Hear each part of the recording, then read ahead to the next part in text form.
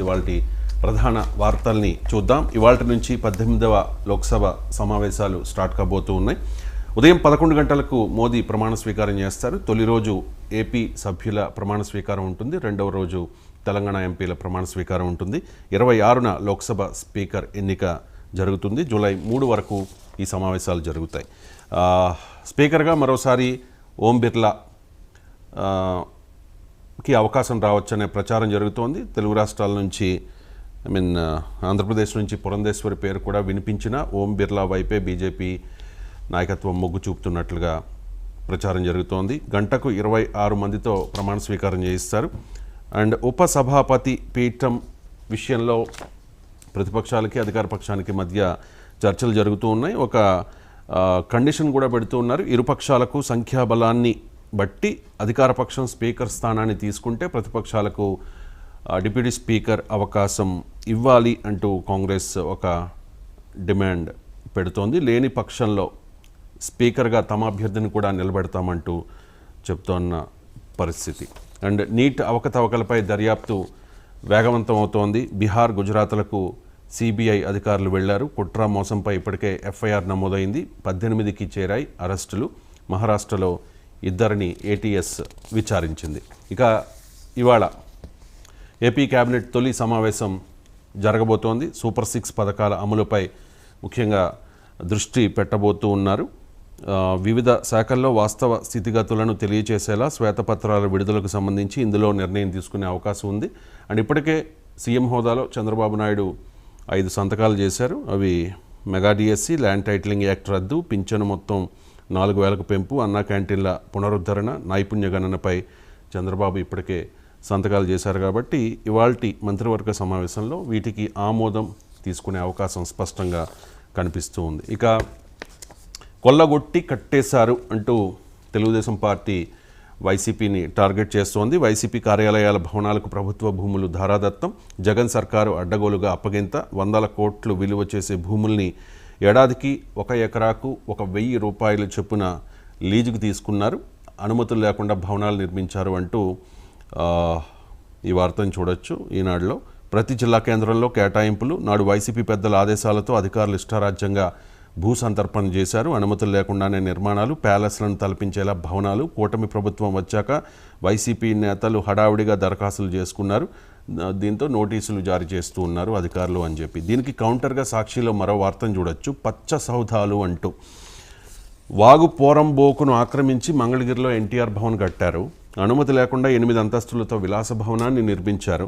ప్రస్తుతం టీడీపీ ప్రధాన కార్యాలయం అదే. దీనిపై కోర్టులో కొనసాగుతోన్న విచారణ. రాష్ట్ర వ్యాప్తంగా రాజకోటల్లా టీడీపీ ఆఫీసులు, జీవోలన్నీ బాబు హయాంలోనే వచ్చాయి అంటూ ఏకంగా ఉండవల్లిలోని అక్రమ కట్టడంలో చంద్రబాబు నివాసం ఉంటూ ఉన్నారు అని గతంలో కూడా ఇదే తరహాగా మీరు చేశారు కదా అంటూ వైసీపీ నేతలు కవర్ చేసుకునే ప్రయత్నం చేస్తూ ఉన్నారు. అండ్ వైఎస్ఆర్ కాంగ్రెస్ పార్టీకి చెందిన నాయకులు ఒక్కొక్కరుగా ఓటమి గల కారణాలను విశ్లేషించుకుంటూ ఉన్నారు. ఇప్పటికే జక్కంపూడి రాజా మాట్లాడారు.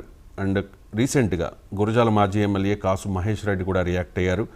సజ్జల, విజయసాయిరెడ్డిలకు ఎంత చెప్పినా కొన్ని విషయాలు పట్టించుకోలేదు, నాసిరకం మద్యం వల్లే ఓడిపోయాం. అండ్ కొంతమంది వైసీపీ నాయకుల అత్యుత్సాహం, నోటి దురుసు వల్ల పార్టీకి చాలా నష్టం జరిగింది. అలాగే చంద్రబాబును అవమానించామని వాళ్ళు కసితో కూడా పనిచేశారు.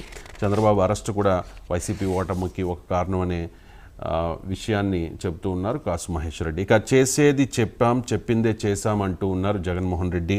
కేడర్ ఎవరు అధైర్యపడద్దు, అండగా ఉంటాం అంటూ వైఎస్ఆర్ కాంగ్రెస్ పార్టీ అధ్యక్షుడు మాజీ సీఎం వైఎస్ జగన్ కేడర్లో ఆత్మస్థైర్యాన్ని నింపే ప్రయత్నం చేశారు. 40% మంది నమ్మి ఓటేశారు. మన వైపు ఉన్న మరో 10% మంది కూటమి వైపు మొగ్గు చూపారు.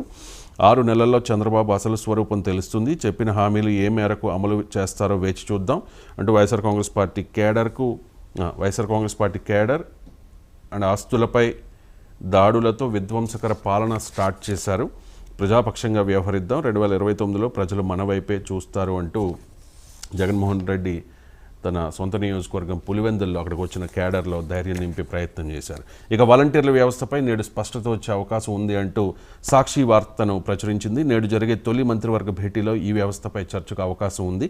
వ్యవస్థకు సంబంధించి సమగ్ర వివరాలతో పీపీటీలు సిద్ధం చేస్తోన్న ఉన్నతాధికారులు 2019 ఆగస్టు 15న జగన్ ప్రభుత్వం ద్వారా అమల్లోకి తెచ్చిన వ్యవస్థ అని చెప్పి వాలంటీర్ల విషయంలో ప్రతిపక్షాలు అంటే ఇప్పుడు అధికార పక్షం గతంలో చాలా ఆరోపణలు చేసింది. ఆ తర్వాత ఎన్నికల హామీల్లో భాగంగా చంద్రబాబు నాయుడు హామీ ఇచ్చారు. వాళ్ళకి ఇచ్చే గౌరవ వేతనం 10,000కు పెంచుతాం, వాలంటీర్ల వ్యవస్థను కంటిన్యూ చేస్తామని కూడా. సో దానికి సంబంధించి వాళ్ళ క్యాబినెట్లో చర్చకు రావచ్చు అని చెప్పి ఈ వార్త. ఇక రాష్ట్ర బీజేపీలో అధ్యక్ష పోరు, తెలంగాణకు సంబంధించిన వార్త ఇది.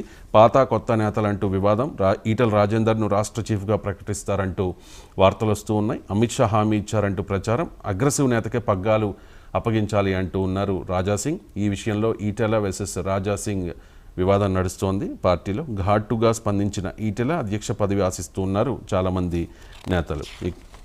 ఇక కాంగ్రెస్లోకి జగిత్యాల బీఆర్ఎస్ ఎమ్మెల్యే సంజయ్ కుమార్, ఇప్పటికీ 5 బీఆర్ఎస్ ఎమ్మెల్యేలు కాంగ్రెస్ గూటికి చేరుకున్నారు. రీసెంట్గా పోచారం, నిన్న సంజయ్ కుమార్ జగిత్యాల ఎమ్మెల్యే, అంతకుముందు దానం నాగేందర్, కడియం శ్రీహరి, తెల్లం వెంకట్రావు, మొత్తం 5 బీఆర్ఎస్ ఎమ్మెల్యేలు ఇప్పటికీ కాంగ్రెస్లోకి జాయిన్ అయ్యారు.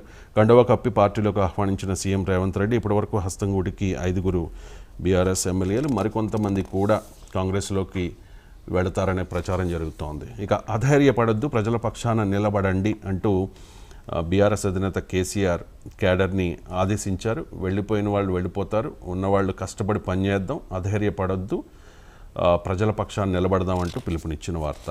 ఇక సీఎం అంటే కటింగ్ మాస్టర్, అంటే సీఎం అంటే చీఫ్ మినిస్టర్, కానీ కటింగ్ మాస్టరా అని ప్రశ్నిస్తూ ఉన్నారు బీఆర్ఎస్ వర్కింగ్ ప్రెసిడెంట్ కేటీఆర్. రైతులకు రుణమాఫీ ఎగ్గొడితే సహించమని స్పష్టం చేశారు.